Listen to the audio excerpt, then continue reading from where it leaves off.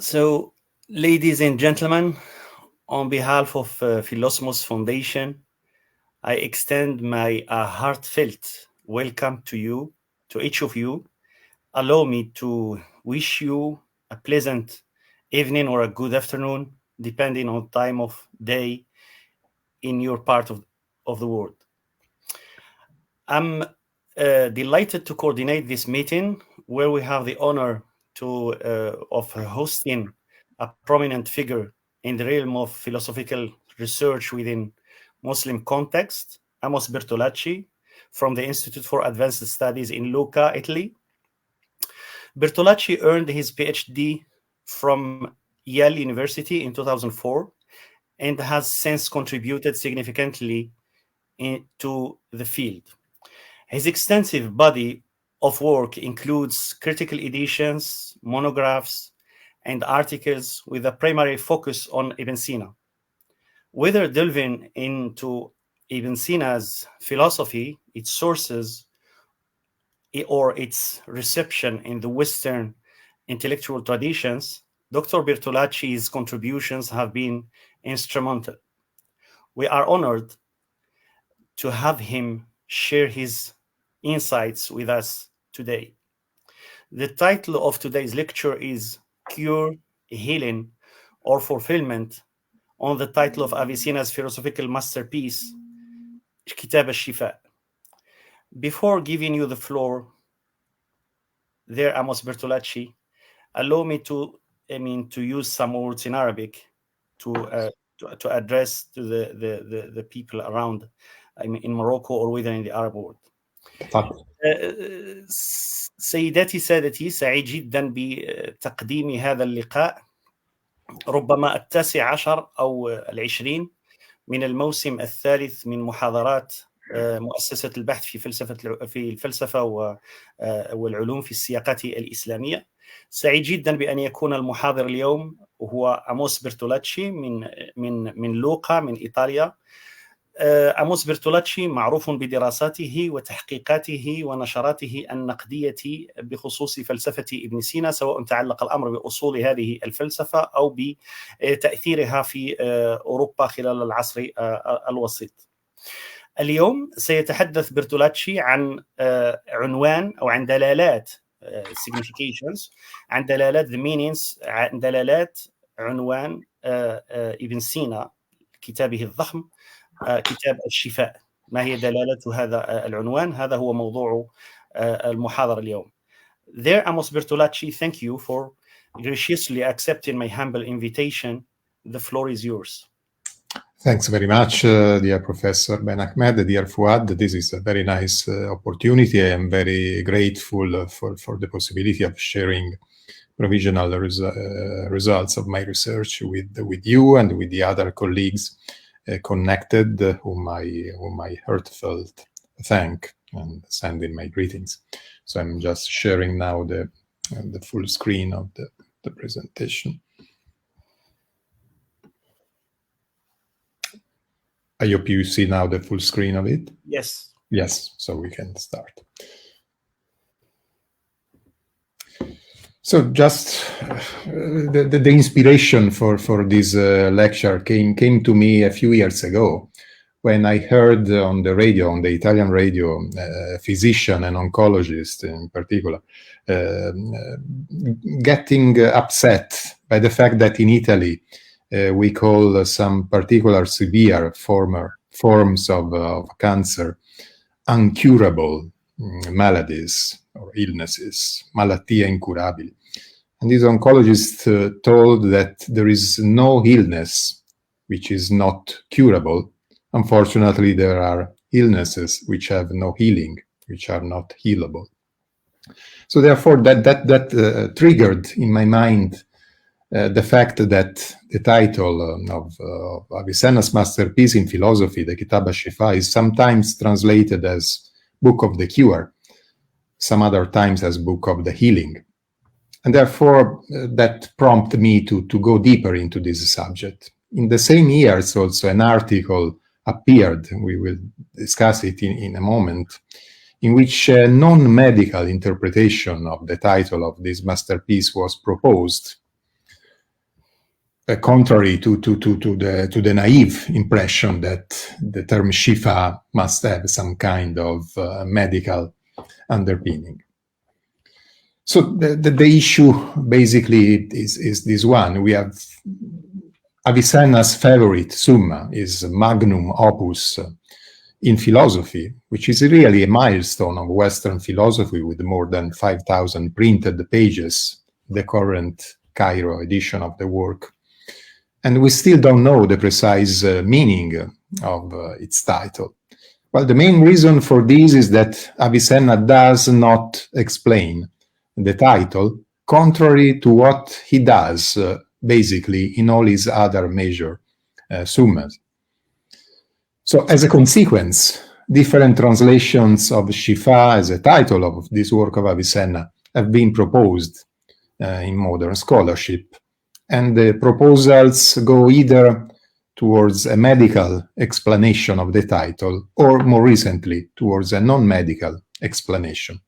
I say from the outset that I incline towards a medical explanation, and I will explain the reasons why I am not convinced by the non-medical explanation of it. But even in the case of a medical explanation, there are different choices and possibilities, as we said, cure, remedy, healing, and so forth.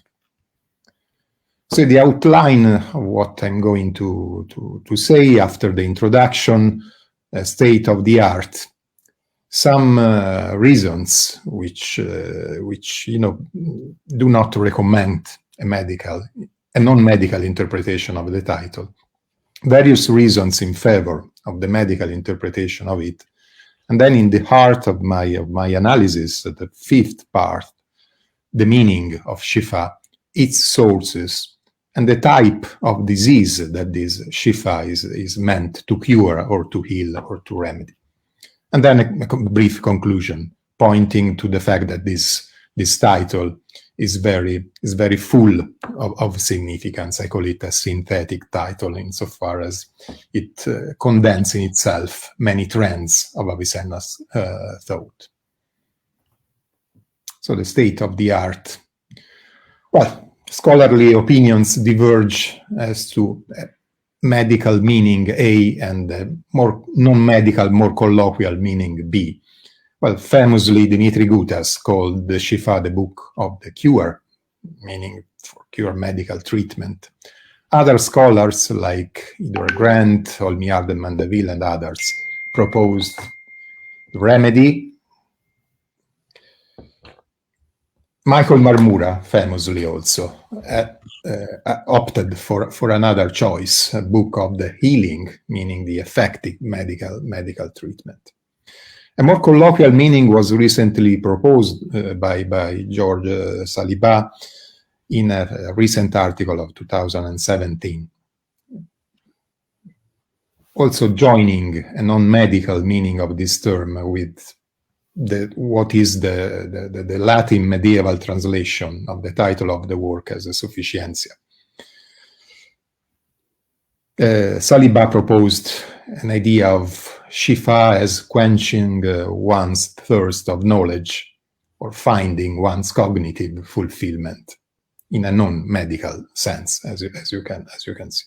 Well, in both cases, both in A and in B, there is a material, concrete sense of the term, medicine of the body or quenching the thirst in the two cases, and an immaterial, we could say, sense, the medicine of the soul and the finding cognitive fulfillment. I mean, this difference between these two levels, material and immaterial one, is important for what we are going to see. Well, the discomfort about the title of Avicenna's masterpiece was quite early. The first sign of it, the first attested signs of it, go back to the 14th century, in the first half of the 14th century. And we have this testimony by Ibn al-Aqfani, saying that some people, some of those who do not have penetrating investigation, imagine that its title, namely the title of the Canon of Medicine by Avicenna, is not appropriate. And that if the Shaykh, namely if Avicenna, had inverted this title and the title of the Šifāʼ, this latter title, Šifāʼ, would have been more appropriate and correct for the canon of medicine. So there is the idea that we could switch titles between canon of medicine and Šifāʼ, obtaining something more appropriate in that case. Well, the difficulties that hampers clear-cut response to the query are basically three. The first difficulty is that neither Avicenna nor his immediate disciples, to the best of my knowledge, explain the title of this work, contrary to what Avicenna does elsewhere. Obviously, Avicenna regards the meaning Šifāʼ as obvious. Well, Avicenna very rarely, second difficulty, uses the term Šifāʼ within the Kitāb al-Šifāʼ itself and the Qanun fi Tibb. He usually employs other terms to express in these two works the idea of therapeutics. It would be good not to see how Avicenna concretely uses the concept and the term Šifāʼ in the concrete structure of his works, but that happens very rarely. Well, the third difficulty is that prima facie neither title perfectly fits. Well, a medical title for a work of philosophy would be just an unicum in Avicenna, because in no other philosophical work by him we find medical terminology in the title. But also the other proposal, the more colloquial title, sounds a little bit vague and a little less meaningful with respect to the medical interpretation. Well, this is the very scanty internal direct evidence that we can get from Avicenna's works. There is, as you can see, no explanation of the title Šifāʼ. The work Šifāʼ is called simply this book in the prologue to it.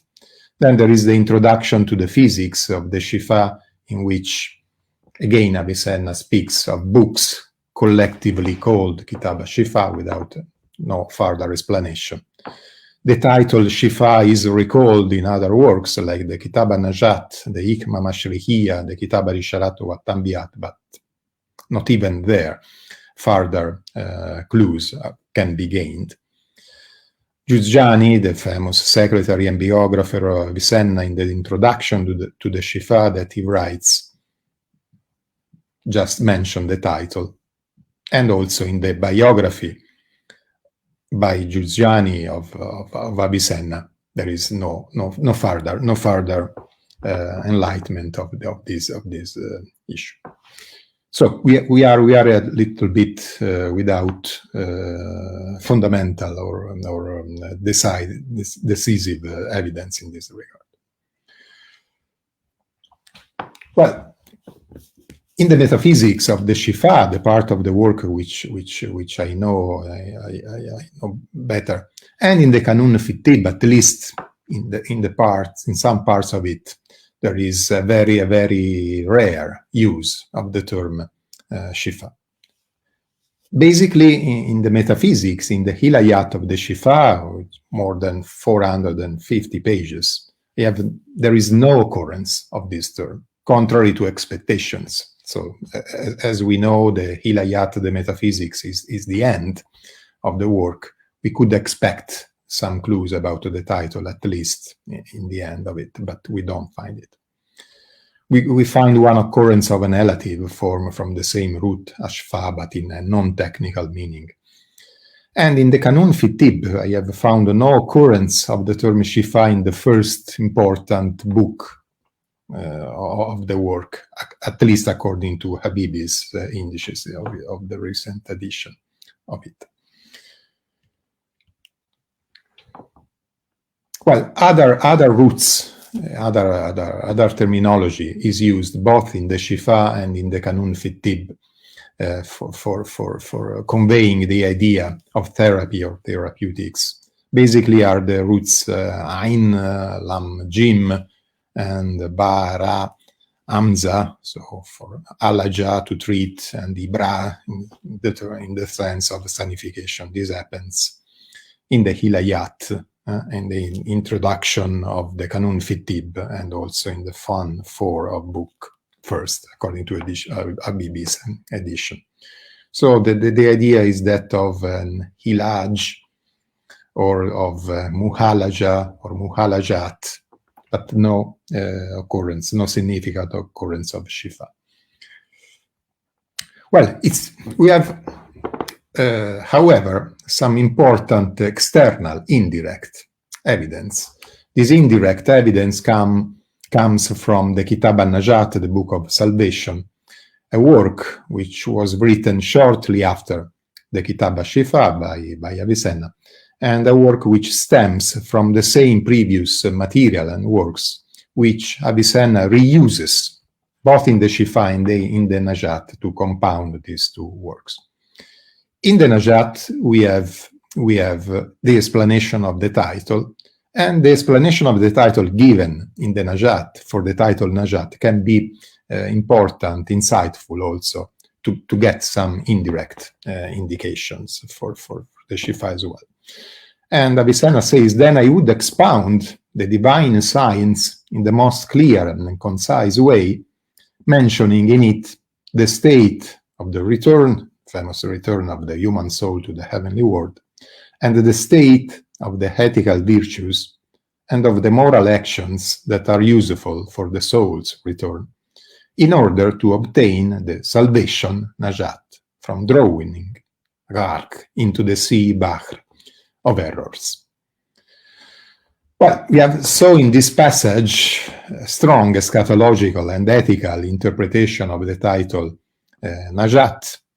Another indication is that the raison d'être of the title is to be found in the metaphysics, in the divine science, at the end of the work, especially in the treatment of the afterlife, the return, and in practical issues like ethics and morality.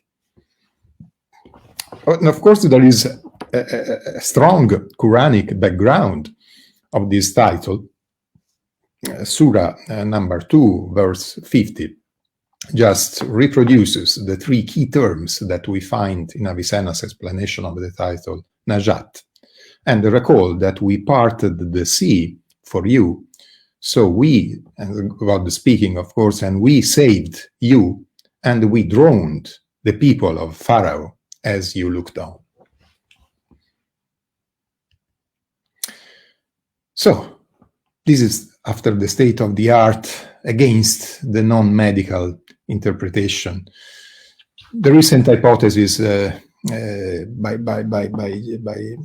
Saliba encounters some difficulties to my eyes. First of all, Saliba gives various interpretations of Šifāʼ in this non-medical sense, and you have a list of all these slightly different interpretations. Among these many meanings, Saliba favors quenching one's thirst by exploring an issue fully. Other scholars have preferred the term fulfillment, taken from the long list of meanings given by Saliba. Well, another point is that Saliba considers the medical alternative meaning as prosaic and banal, and he stresses that the interpretation he proposes was current in Avicenna's times, testified by many Arabic book titles about many different subjects. I think this is there is some reason of being cautious before accepting this non-medical interpretation, because it's a recent, I would say, minoritarian interpretation with respect to the rest of scholarship. The meanings are non-univocal. There are many meanings, as we have seen. Many subjects also associated with these meanings in the Arabic works in which the term Šifāʼ with this non-medical connotation, of course. I think that the medical interpretation is far from being banal, as Saliba suggests. And the title Sufficientia of the Latin translators of the 12th century might not correspond or not correspond exactly to the sufficiency which Saliba invokes as a possible meaning of the term Šifāʼ. Well, the title in the Latin translators, according to the Latin translators, received different spins. Well, we find a transliteration plus a translation, libera scife, the transliteration, id est sufficientia, namely sufficiency. We find a simple transliteration of it in another part, liber ascife, scipe or scife, and then a translation, liber sufficientia, at the beginning of the physics. So even the Latin translators were not univocal in understanding this title. And the critical editors and the experts of the Latin translations of Avicenna regard the sufficientia in different perspectives, either as an attempt of explanation suggested by assonances with the Arabic title and not a translation.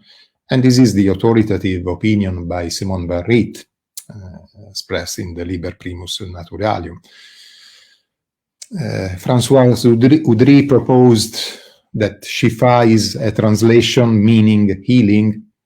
According to Charles Barnett, the title was wrongly translated into Latin as a sufficientia, as if Avicenna's single comprehensive work was a sufficient replacement for the several books of Aristotle.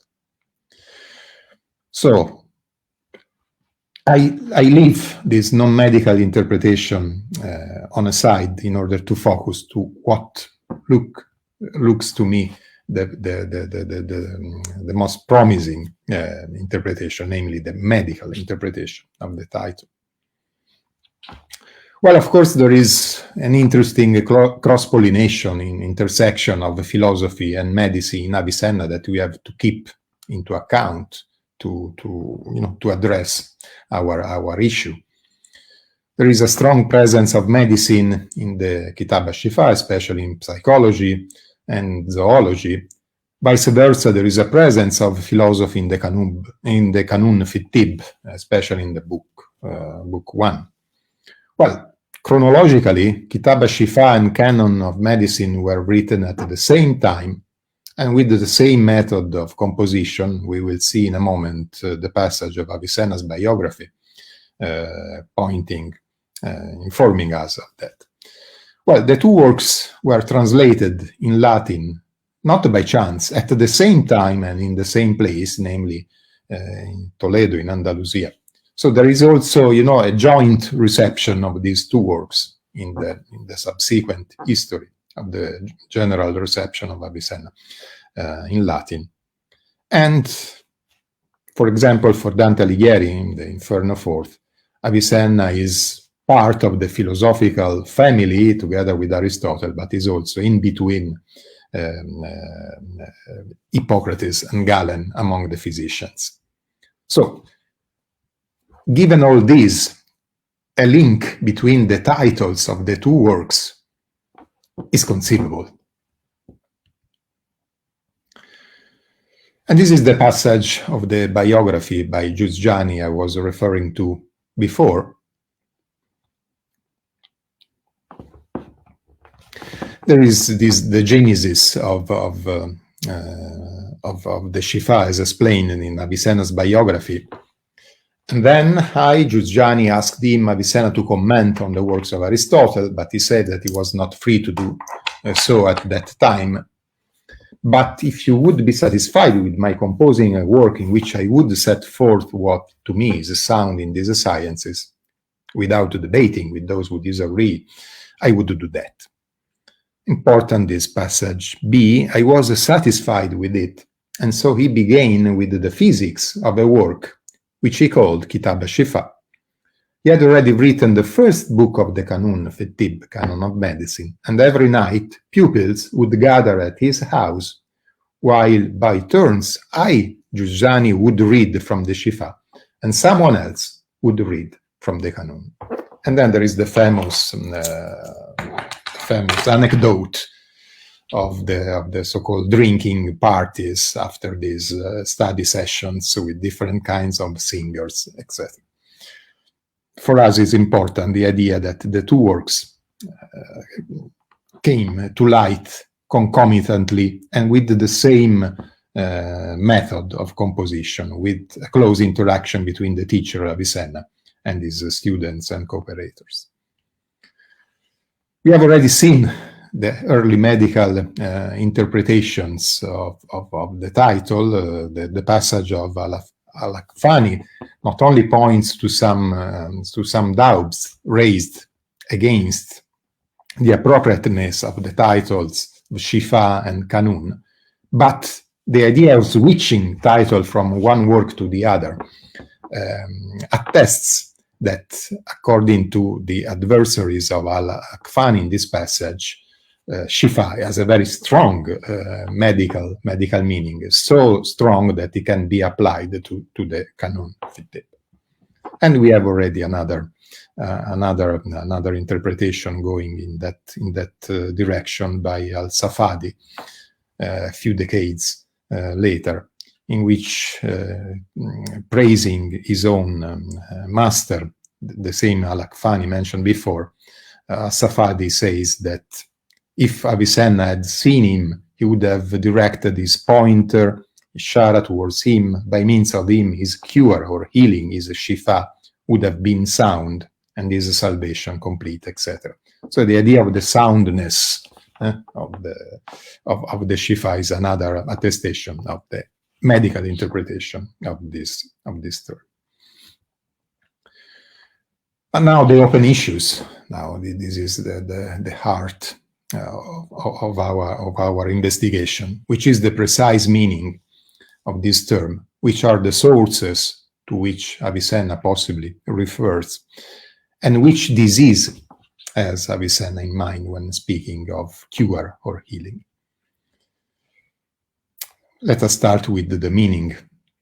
Well, we have, as we said, three possibilities: cure, medical treatment, or remedy, which is an effective medical treatment seen from the part of the medicament itself, or healing, an effective medical treatment seen from the part of the patient who is healed by this treatment. Well, in principle, we could distinguish between cure, remedy, and healing. They have different shades of connotations, but in fact, we are in front of three steps of the same process, bringing, a situation of illness from a situation of illness to a situation of health, to a state of health. Well, we have some contextual evidence for interpreting Šifāʼ as a cure, and we find it in no less than Galen. There is work number 17, the Corpus Galenicum, the famous Ad Glauconem de Medendi Metodo Libri, the two books, Libri Duo, and whose Greek title has, several expressions: ton pros glaucona, therapeuticon biblia, and then therapeutica, and then therapeutica again in another title. You see that, in the Latin versions of these Greek titles, we find at least 3 times the idea of cure: de ratione curandi ad glauconem libri duo, de arte curativa ad glauconem, artis curative ad glauconem libri duo. Interesting for us is that the Arabic translation of this idea of therapeutica is Šifāʼ. Kitāb iglaukun fi ta'ati li Šifāʼ al-amrad, etc. This is a work very important. There is no need to remember that this work was in the library of Cassiodorus and was commented by Stephanos of Alexandria. He had a very strong impact also, not only in Latin and in Greek, but of course also in Arabic. Well, we can also find some contextual evidence, on the other hand, for interpreting Šifāʼ as healing. And again, a passage of Avicenna's biography comes to our help, and it is again Giugiani speaking, says that he, Avicenna, carried out many experiments, and there were some concrete cases of medical practice. And passage B, for example, one day when he, Avicenna, had a headache, he imagined that a substance was trying to descend to the membrane of his skull, and he felt uneasy about a swelling which might occur there. So he ordered a large supply of ice to be brought. He crushed it and wrapped it in a cloth with which he covered his head. He continued doing this until he overcame the area of swelling and prevented the reception of this substance. And after this treatment, after this cure, he was restored to health. The verb is ufia, but immediately afterwards, the same idea is expressed with the verb shafa at the passive shufiya.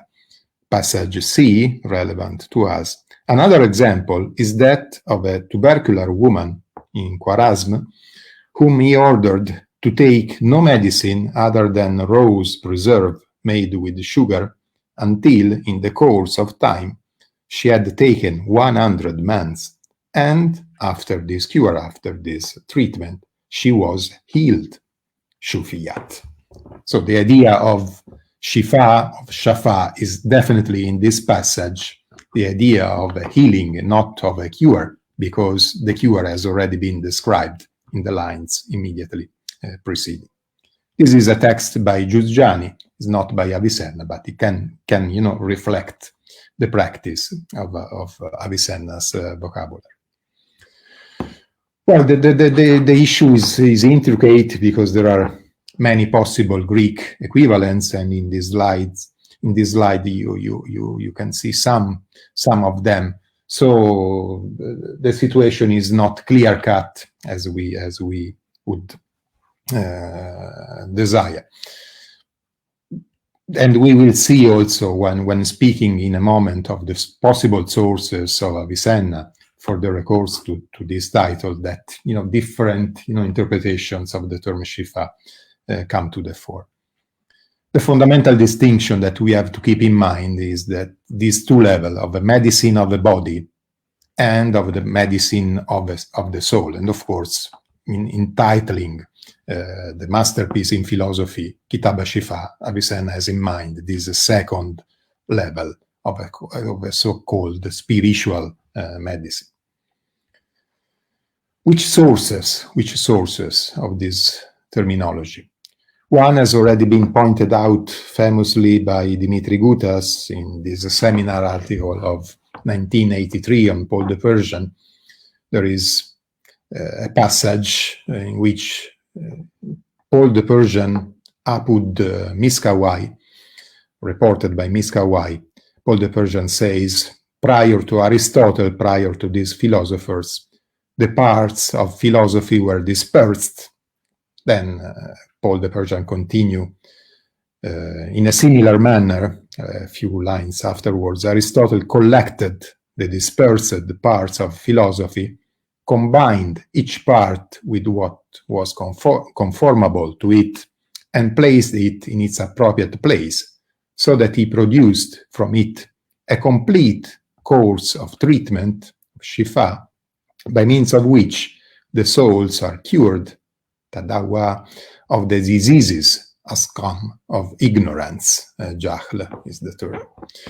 This is the English translation by Gutas himself.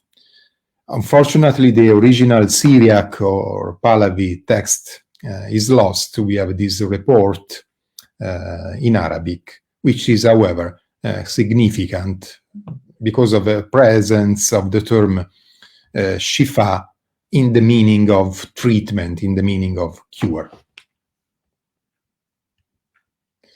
Well, another passage I had the chance to bring to the scholarly attention some time ago comes from Aristotle's Metaphysics, book, the third book Gamma, the famous defense and discussion of the principle of non-contradiction, of the axiom of non-contradiction. And the passage goes that in this way, the ignorance of those who have formed this judgment, namely the denial of the principle of non-contradiction through perplexity, because of perplexity, is easily cured, because we are dealing not with the theory, but with their mental outlook. But those, on the other hand, who hold the theory for its own sake, those who believe in the falsity of the principle of non-contradiction because of theoretical reason, can only be cured by refuting the theory as expressed in their own speech and words.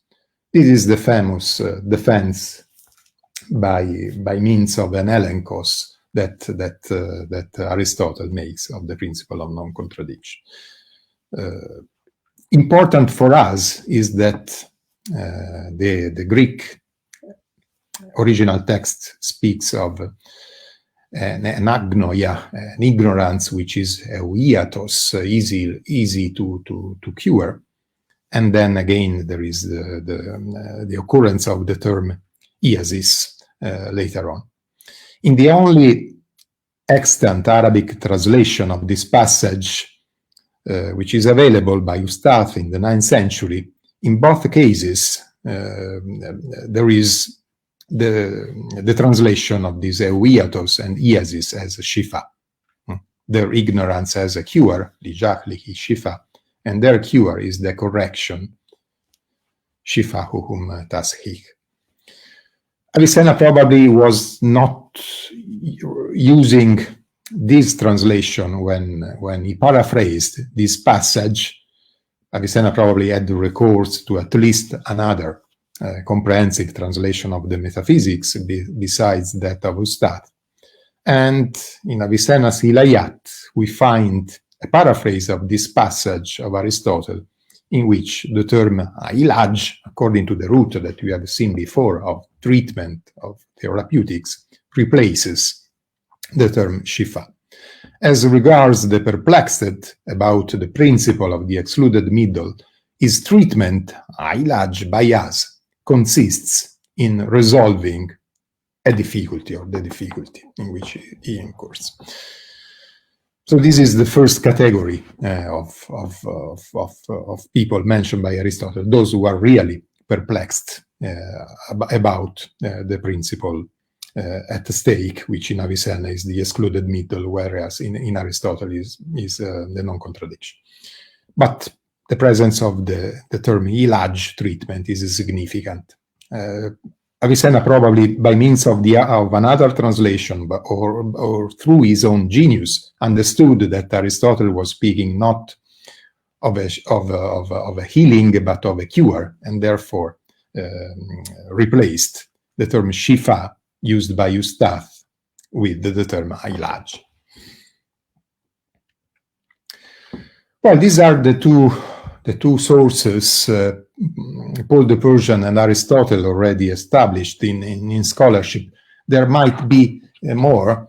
Very famous is the passage of Plato's Republic, the famous similitude of the cave, in which there is again a reference to a cure, to a iasis of foolishness of Aphrodite. Socrates is speaking. Consider then what being released from their bonds and cure of their foolishness would naturally be like if something like this should happen to them. We are speaking of the people contained in the cave for a long time, when in Plato's figuration they are released from the bonds that obliges them to stay in the cave, and they are cured of their ignorance or their wrong understanding of reality, because in the cave they only see shadows of things and not real things. They have a different glance of reality. And this term, again, we have the term iasis, cure, and we in reference to Aphrodite's the lack of discernments or foolishness, as we can translate it. Unfortunately, Plato's Republic was translated, although translated into Arabic, its translation is not extant, but there is an attested Arabic translation by Hunayn ibn Ishaq, again an attested Arabic translation of the summary of the Republic written by Galen. There is also an attested Arabic translation of Proclus' commentary on it. So there was a big interest in Plato's Republic in Arabic, although we have no extant document preserving this translation in its entirety. We have only some fragments here and there. Many Arabic authors dealt with topics taken from the Republic, and Averroes famously wrote a paraphrase of it, whose Arabic original is lost. We are lucky that there is an Hebrew translation. And Averroes is a significant witness of how much Galen's interpretation of Plato's Republic might have been impactful in the Arabic milieu. We find in Averroes' paraphrase of the Republic a passage like this: "This is the same as bodily health and sickness. Health consists in the equilibrium of the humors and nature's ruling over it.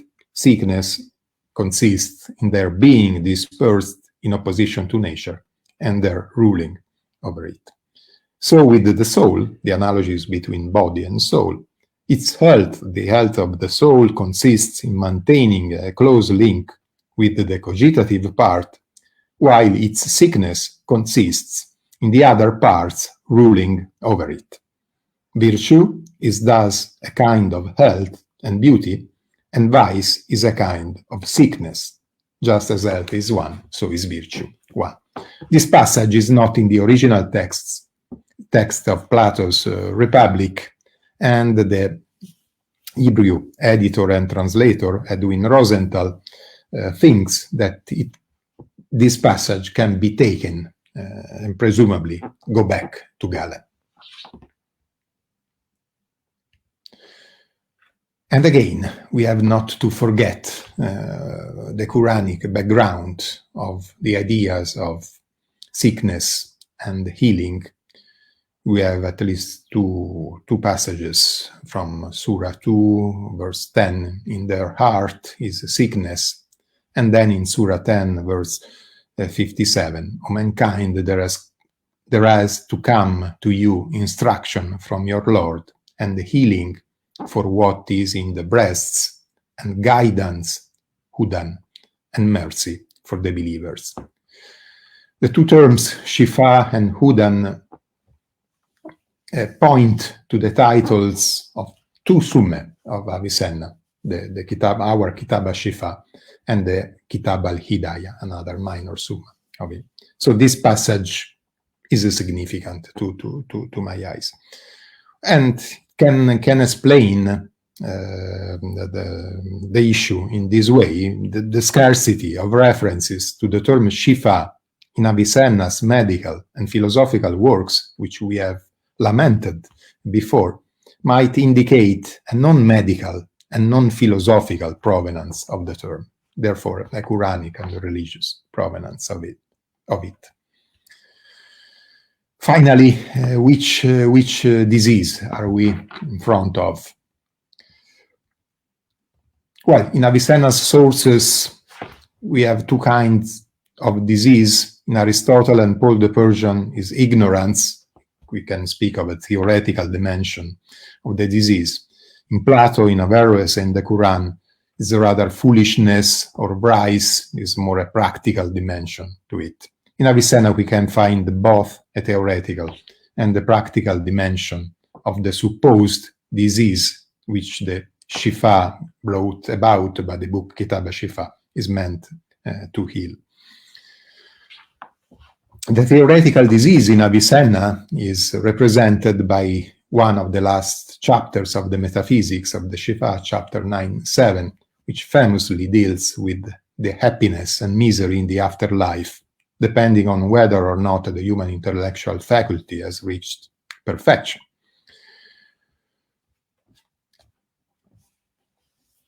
And Avicenna mentioned bodily illnesses, several cases of bodily illnesses in this chapter, like sexual impotence, blindness, deafness, lack of taste, etc., as cases which are analogous to represent psychic faculties which do not reach their perfection. So in order to represent the malady of the soul, Avicenna mentions maladies of the body, just to give an idea of what is referring to.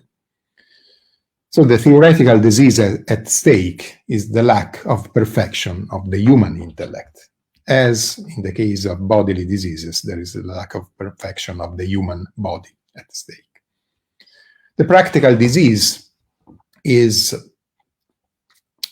described by Avicenna in the very last 2 chapters of the Metaphysics of the Šifāʼ, which deal with the right practice of politics, of economics, and ethics in this life. For Avicenna, virtue is a balance between excess and defect of behaviors, as health is a balance between excess and defect of bodily humors, according to Galenic medicine. And therefore, the practical disease is a lack of balance in each of the moral virtues of the soul, namely temperance, courage, justice, and in the overall balance among the moral faculties, which is given, this overall balance, by the status of wisdom. If anything of this is missing, then we have a lack of balance, and therefore an illness in the practical side. So to briefly conclude, we are in front of a very insightful and synthetic title, as I was mentioning at the beginning. The background is multifaceted. We have seen Aristotle, metaphysics, and the Aristotelian tradition, called the Persian. We have glanced at the possibility that Plato and the Platonic tradition by Galen, as testified by Averroes, may be part of it. And we should not forget the Quran as a source of inspiration for Avicenna. Well, also the scope is multi-layered. We have medicine, of course, at stake, especially if the interpretation of the term Šifāʼ is in a medical sense is correct. There is then theoretical philosophy, which is the largest part of the Šifāʼ, and practical philosophy. Its last 2 chapters at the end of metaphysics. Religion is lurking in the background, for sure. Well, there is therefore an interesting intersection of philosophy and medicine, testified by the title Šifāʼ. If the medical interpretation is correct, Avicenna probably meant the Kitāb al-Šifāʼ as medicine of the soul to be read together with the canon of medicine, as medicine of the body, under the umbrella of a religious worldview, medicine of the heart, spoken of in the Quran. For future scholarship, the task is therefore that of looking both for a lesser harmony, so to say, in Avicenna, to understand the interconnections among the different parts of the Šifāʼ, but at the same time to glance at a greater harmony, to understand the links between Šifāʼ and canon of medicine on the one hand, and between Šifāʼ and Avicenna's Islamic environment on the other. In this way, a real Avicennian system can emerge by means necessarily of a teamwork. You have spoken a lot of Šifāʼ today. Let me just send a very saddened thought to the destruction of an hospital in Gaza, whose name is Šifāʼ in these days, is dramatically under the eyes of the world's attention. Let us hope that this terrible wound in the peaceful relationships in the Middle East can be soon healed, cured and then healed, in order to fulfill the hopes of peace in the heart of everyone. Thanks very much for your attention. Thank you so much for your clear, interesting lecture. And thank you for your last gesture. Thank you so much. Time for some discussions and questions. And then I shall invite our friends, Giulio Navarra and Peter Adamson and Muqdad,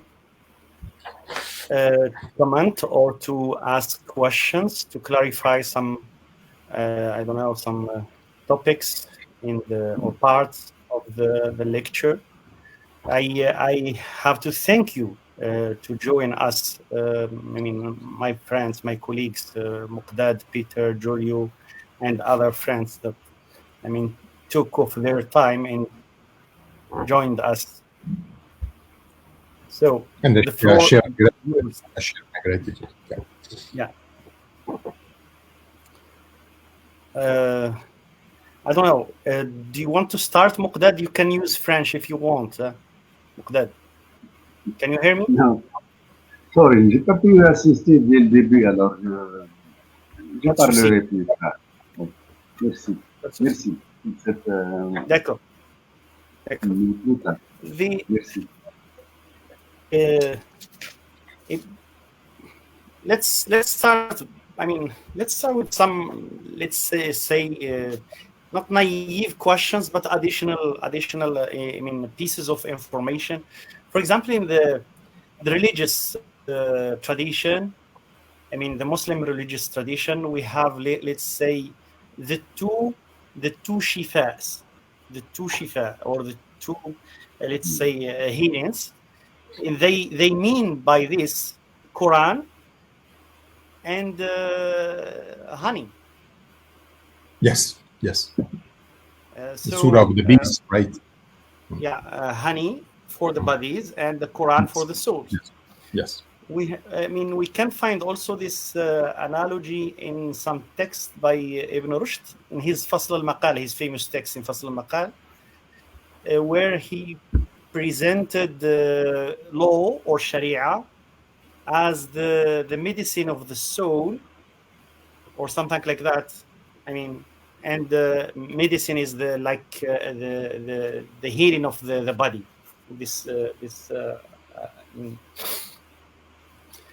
Al-Ghazali also used this term.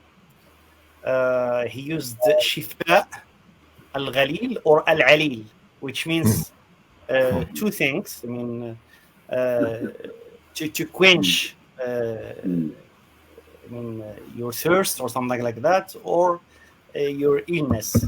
But I mean, curiously, Ibn Taymiyyah reported that they said Al-Ghazali or al-Shifāʼ made Al-Ghazali sick. In Arabic, allow me to put it in Arabic. I mean, وَالْغَزَالِ أَمْرَضَهُ الشِّفَاء.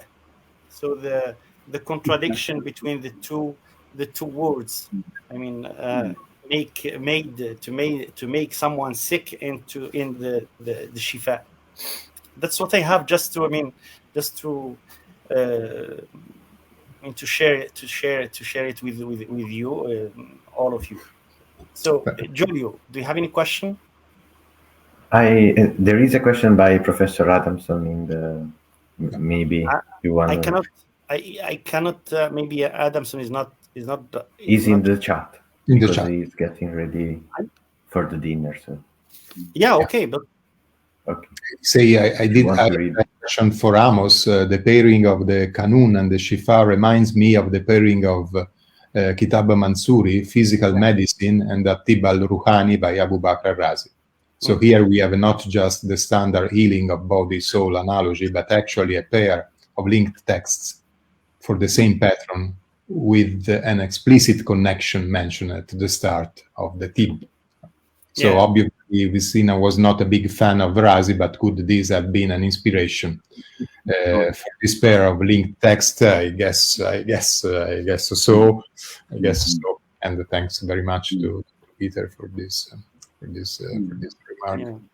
Yeah, if I can comment on Fuad's first remark, and of course this new idea of honey and Quran as shifas have both a Quranic background, because there is the surah of the bees in which honey is portrayed as a therapy, as a shifa for people. Yeah. Go ahead, Muqdad, please. Yeah, merci. Merci beaucoup pour cette conférence. Désolé, j'ai pas pu assister dès le début. Est-ce qu'il faut se référer à d'autres textes que ceux d'Avicenna lui-même? C'est-à-dire, soit ce qu'il a écrit dans le Šifāʼ lui-même, on peut, à partir des propos d'Avicenna, dire voilà ce qu'il faut, sans chercher un schéma ou un modèle médical. Mais on peut dire voilà de quoi il s'agit, d'un contenu, d'une tradition, d'un contenu philosophique, d'une tradition de la vérité. Il y a un contenu qui peut suffire, Šifāʼ al-Ghalib par exemple, qui peut suffire pour certains. J'ai fait ce que j'ai pu avec les anciens, avec la tradition, avec Aristote. J'ai complété ce que j'ai pu et ça doit suffire pleinement pour certains gens. Et donc, il faut peut-être voir le Šifāʼ dans cette optique-là par rapport à ce qu'il dit lui-même de son objet, par rapport à une tradition philosophique, par rapport à des problématiques qui sont restés en suspens et auxquels il a apporté ce qu'il a pu. Je ne sais pas qu'est-ce qu'il faut quelquefois accorder à ce que ajouter l'awah lié à le Šifāʼ, complété par l'awah. Certainement, ça doit être un ensemble satisfaisant, pas guérissant, mais un ensemble satisfaisant pour le philosophe. Et puis peut-être par ailleurs, il y a autre chose, mais on n'en a pas besoin ici. Peut-être c'est un peu comme ça que j'ai compris Šifāʼ. Quelque chose qui satisfaire pleinement. Like fulfillment or something like that. Intelligent, assez exigeant, mais voilà comment j'aurais compris à partir du dictionnaire. Yes. Désolé de parler en français. No, that was perfectly clear, and I reply in English, and we can. Yeah, I think that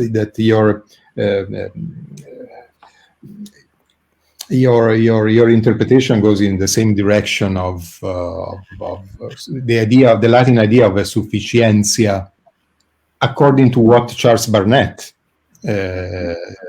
says of it. This is a sufficient system, is an all-contained system by means of his largity and by means of his addenda also to it, the lahuahic to it, can fully replace and can fully satisfy any need of knowledge. I have This is definitely something that Avicenna himself at every point writes in the introduction to the Šifāʼ. He says, I want to give a full account of everything which is valuable in the book of the ancients. I have the impression that we cannot totally dispense with the medical meaning, precise medical meaning of the title. There must have been something, also related to medicine. I think it was impossible that Avicenna could write at the same time, canon of medicine, a Kitāb al-Šifāʼ, without giving to the Šifāʼ a medical connotation. That was my impression. Oui, mais bon, il y a un groupe. où il parle de ta'assub. Bon, ils sont fervents des ensembles, c'est pas des fanatiques, mais fervents d'un ensemble de philosophies, de dogmes philosophiques et tout ça. Et voilà ce qu'on peut leur dire, ce que j'ajoute moi, ce que j'ai éclairci, ça doit être largement suffisant et pas besoin, peut-être guérissant alors dans ce sens de les difficultés que les propos des anciens posent. Peut-être. Oui, merci. Merci beaucoup. Merci à vous. Very much. Thanks. Yes. I have yes. a question. Yeah, please, Giulio, go ahead. If I may. Yes. So first of all, thank you very much for your presentation, Professor Bertolacci. It was really clear, and there are many questions or things I was wondering about, but there is one, just out of curiosity, it's a naive question. Is there any manuscript or testimony that preserve another title for this work, or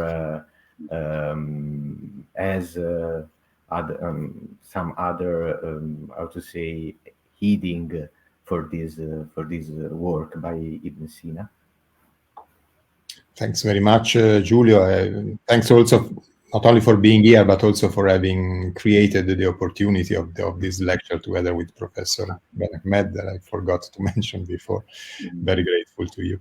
I would say that the title is quite fixed. It's quite fixed in manuscripts.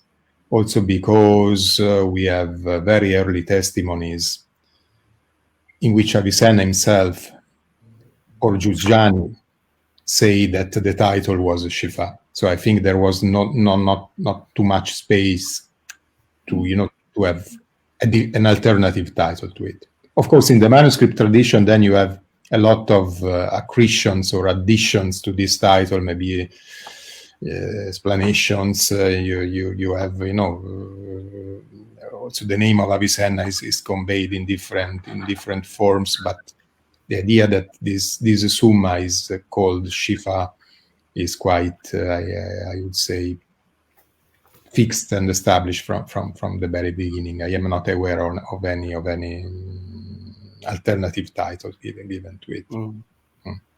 Okay, thank you. May I just a small thing is that I do remember that some authors from the Middle Age, the time after the Ibn Sina, they always presented Ibn Sina as one who was aware of the titles, who has let's say a strategy. A strategic use of titles. So he used al-Šifāʼ as he used al-Najāt. Yes. And then other titles that are, let's say that they have some magic or some influence on the souls. So it wasn't random. It wasn't without any intention. To call the al-Šifāʼ as al-Šifāʼ. But my question is, if al-Šifāʼ has this importance, why Ibn Sina considered it as being addressed to the masses, to the ordinary, let's say the ordinary people, the Aristotelians? It's not. It doesn't contain the core of his philosophy. I don't know whether it's. He said this in many places. So this is the question. Yeah, and you are right in pointing to this anomaly. I think that for all the other titles of his works, Avicenna gives some kind of explanation of the title. I've seen for the Kanun Fitib, we have seen in the Najat, we have seen, of course, for philosophy, for Arudi, the Hikmah Arudiyya, etc., etc. We have also, in some cases, the commissioner of the work mentioned in the title, so we have many information about it. This does not happen for the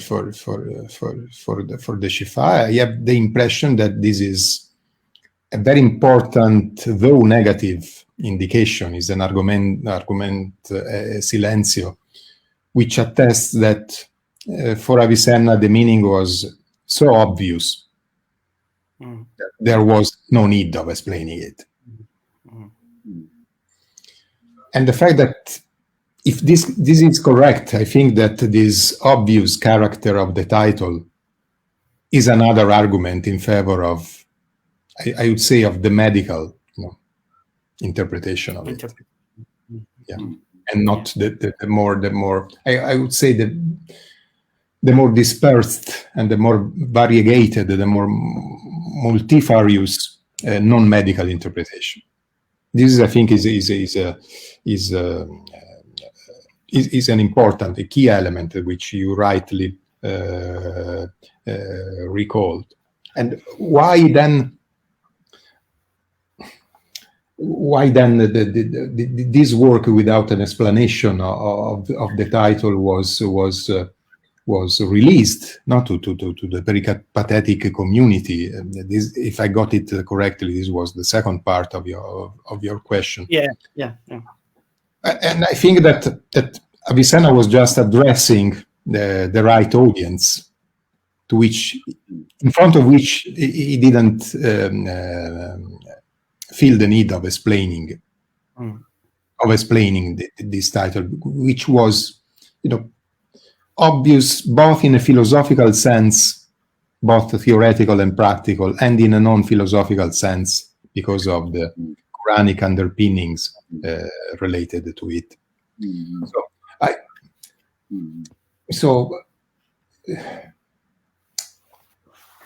I don't think that the fact that the Šifāʼ is so extensive does not contain the quintessence of Avicenna's philosophy, as, for example, the Hikmah Mashriqiyya does, has a decisive impact on the title of the work. I think that a larger audience can be easily compatible with a lack of explanation of a title which Avicenna regarded as, I would say, obvious or immediately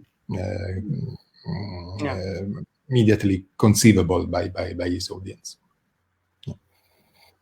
Yeah, I have in mind the question of resurrection and resurrection. Yes. Yeah, resurrection, the day of resurrection.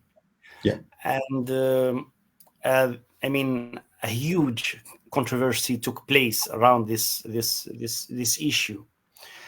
And when reading al-Šifāʼ only within Najat, no problem, since it's the same, we may ask, what's the point? I mean, in accusing, I mean, by Al-Ghazali, accusing philosophers or Ibn Sina for being unbeliever concerning this, since there is no, I mean, there's nothing against the I mean, let's say the standard belief of Muslims concerning the day of resurrection or the bodily resurrection. But when taking in consideration the other text, al-Udhawiyya fil Ma'ad, then something else, I mean, comes to the eye. And even Ibn Sina himself says that this is not for the common people. This is for the, I mean, let's say the khawas, and this is for, this is for awam. That was the background of my question. Sorry to take. Well, I think that the fact that maybe we could also reverse, the situation in which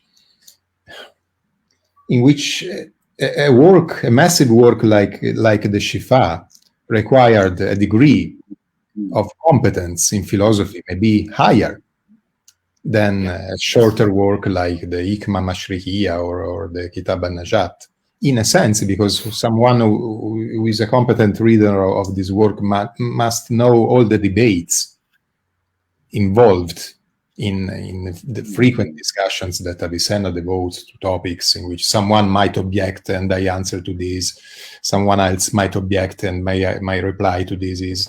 So there is an implicit background of the Šifāʼ which requires circumstantial competence by the reader. And therefore, it could be that, maybe that the Šifāʼ is a work intended for a specialized audience more than the other works. So maybe the dialectic between Khawas and Umum and Amma can be the other way around. Yeah. So Maria, do you have any question? Do you have something to add, Muqdad? Okay, go ahead. Please. No, thank you. Okay. Thank you for your presentation, Professor, but I No cannot problem. No problem. You have something, Muqdad, to add? Please. Oui, c'est vraiment, c'est très intéressant. Alors, Oui, bien sûr. on peut penser à la médecine maintenant. Voilà, il a l'air, Ibn Sina a l'air de dire, voilà, je vous présente un produit où j'ai vérifié les éléments essentiels ou les principes essentiels de la tradition philosophique. Pour ceux que nous sommes en commun, nous avons une communauté, et puis peut-être qu'il y avait des apories, et voilà qu'il y a le moyen de résoudre ces apories. Résoudre des apories, ça a un aspect aussi de Šifāʼ. Voilà, on a résolu ces problèmes, donné un peu cela. Parce que ce que je ne comprends pas, un mot fort, Ibn Sina était très fort en arabe. La langue arabe d'Ibn Sina est exceptionnelle. Yeah. Et quand il dit, alors ailleurs, je vais présenter la philosophie ma alayhi bit-taba'. Alors, on dit, bon, il y a une communauté de professionnels, ahl al-sina'a, et puis ma alayhi al-falsafa bit-taba'. Assez philosophes, nous sommes à cette communauté de philosophes, je présente ce produit, voilà ce que j'ai fait dans ce produit. Et puis, il y a ma alayhi falsafa bit-taba'. Alors, c'est un terme grec, emprunté au grec. Et c'est quoi cette philosophie bit-taba' autre que Šifāʼ? Voilà. Donc, je pense que c'est un produit que j'ai bien préparé, même dans un schéma médical, que j'ai bien concocté. Et voilà, ça doit suivre. Voilà, un peu. C'est quoi cette philosophie bit-taba', sinon autre que Šifāʼ? Merci. And you are referring to the introduction to the Šifāʼ, right? In which Avicenna says that philosophy, as it is in itself, will be expounded in the Hikmah Mashriqiyya. Whereas in the Šifāʼ is adding to this essential core of the philosophy further elements, namely the attention to the peripatetic tradition, which means that he has to take care of the errors of the peripatetics. He has to defend Aristotle as much as he can, and so forth. Yeah. Yes. If I remember correctly, so he says philosophy, as it is by nature, is a sentence that he Avicenna devotes to the Hikmah Mashriqiyya in comparison with the Šifāʼ. So, Gabriel, do you have any question? I cannot see you. No, thank you. Okay. Thank you very much to all. Okay. When talking about this, let's say, not dichotomy, but but not harmony between some texts by Ibn Sina. And this is a little bit a general question, but it's linked to my previous one. I do not mean, that of course al-Šifāء requires, a philosophical background to understand it and to deal with it. But my idea is that about where Ibn Sina put his real, or let's say true, opinion concerning his some issues, like the day of resurrection. Yes. It has not to do with the background, but for example, al-Udhawiyya fil Ma'ad is a small text, but it's totally different when reading it. Besides this, I agree with what Muqdad said concerning the eloquent, the highly eloquent style of Ibn Sina. It's really magical. So that was just an additional comment. Thank you. Yeah.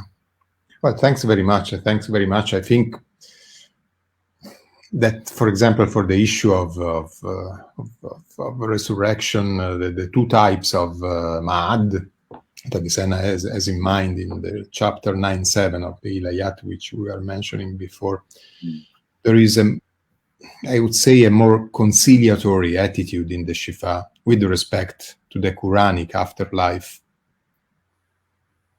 than we find in the Al-Adawiyya fil Ma'ad. I would say that the true, if we have to choose which one contains, which of the two works contains the true opinion of Avicenna, I would incline to say that the Risala al-Adawiyya contains is, clear-cut expression of this topic. When going back, when treating this same issue in the Šifāʼ, Avicenna is more lenient, let's say, towards the Islamic environment in which he knows that his magnum opus is going to circulate. And so he says what our Prophet Muhammad says about the afterlife is definitely true. It is proved by prophecy. It is attested by the narration, the khabar, the prophetic narration, and so forth.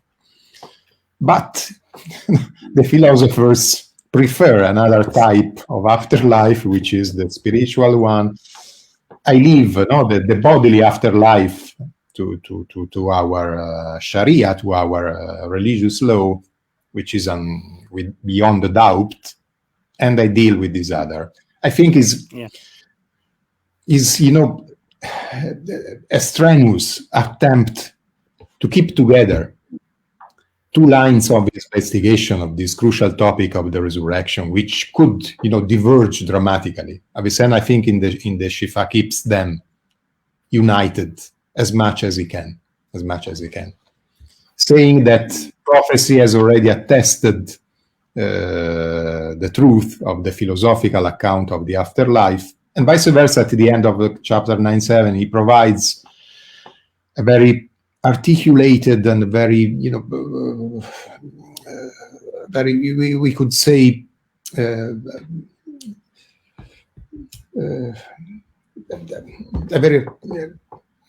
very difficult philosophical explanation of the Quranic afterlife by means of the so-called imaginal eschatology, the fact that the souls can be united with the body of the heavenly spheres and so forth. So therefore, in that way, be able to experiment also the bodily, by way of imagination of the bodily sufferings and the blessings recorded in the Quran. Avicenna does the maximum that he can do in that regard. He says some thinkers have proposed this theory, maybe this theory is true, and so at the end of the chapter make a concession to this theory. I would say that his clear-cut view is expressed in the Risala al-Adawiyya. But it's interesting the motivation which which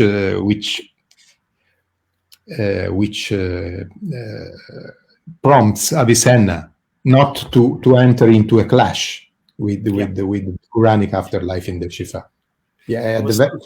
Is the same attitude that brings him not to enter into a clash with the peripatetic tradition. It was so smart. It was so smart. So smart to avoid any clash. And this beginning of chapter 9.7 of the Ilayat is really a piece of high eloquence and effective rhetoric applied to philosophy. Yeah. Do you have any other additional questions, Giulio, Muqdad, before leaving? Oui, juste un mot pour al-Hawiyya.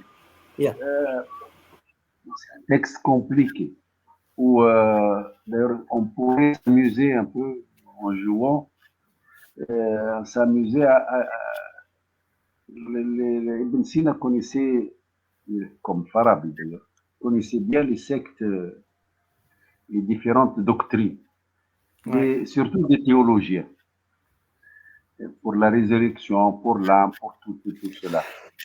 Et je pense qu'il n'a pas fait la moindre concession du point de vue philosophique pour parler de Ma'ad, pour parler de l'au-delà. Je pense pas. C'est-à-dire comment on en a parlé et puis comment on pourrait parler correctement, c'est-à-dire à partir de vérités philosophiques. Voilà. C'est ça, je pense. Donc, c'est un texte compliqué et puis on peut s'amuser à retrouver ce que... Parce que Ibn Sina ne les nomme pas, que ce soit cela ou cela ou cela, mais on pourrait historiquement chercher qui, en typifiant des attitudes, des doctrines, on peut chercher qui, il parle de qui ici, il parle de qui cela, parce qu'il y a toute une classification très rigoureuse. Yes. Merci.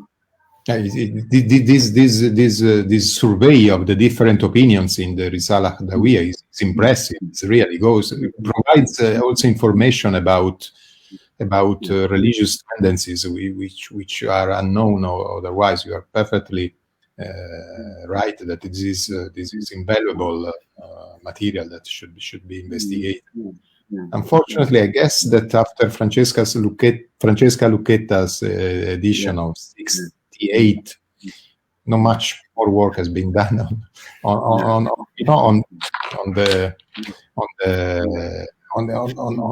what the task that you are pointing at, to exactly identifying, Also, the Christian, for example, there are some interesting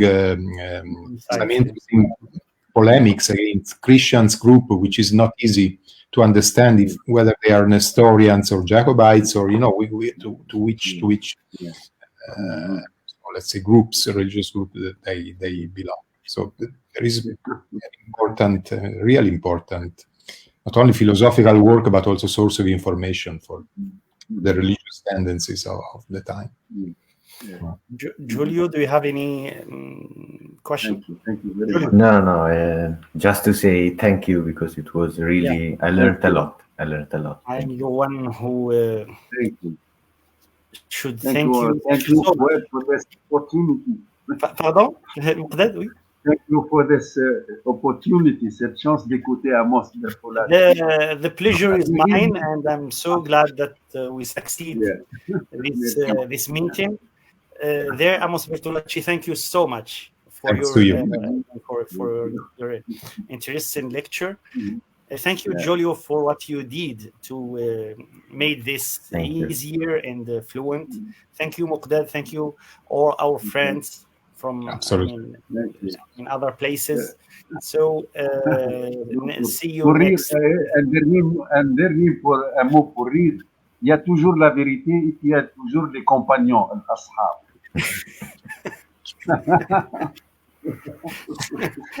Thank you very much. Anyway, I will not ask for the interpretation, Muqdad. Thank you so much. Have a nice evening. Thanks to everyone. See you next month. Yes. Thanks to the organizers.